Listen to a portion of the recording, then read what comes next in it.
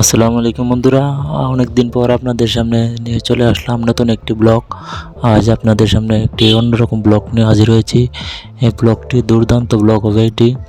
এটি আমাদের শেরপুরের ঐতিহ্যবাহী পাহাড়, যেটাকে ময়মনসিংহের গারো পাহাড় হিসেবে পরিচিত।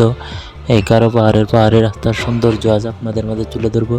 তো বেশি কথা বলবো না, তো দেখতে থাকুন। আর ভিডিওটি ভালো লাগলে অবশ্যই লাইক করে পাশে থাকবেন।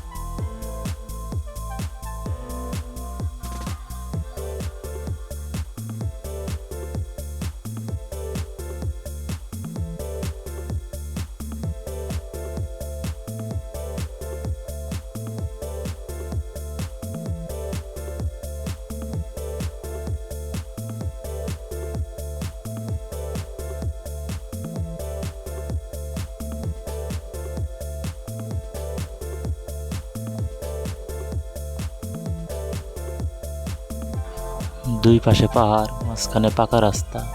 এর পাশ দিয়ে ভাই মোটর সাইকেলে চলাচল করা এক অন্যরকম আনন্দদায়ক। এটা যে কেউ এখানে না আসলে বুঝবেন না, তাই এখানে আপনারা ট্যুর করতে পারেন।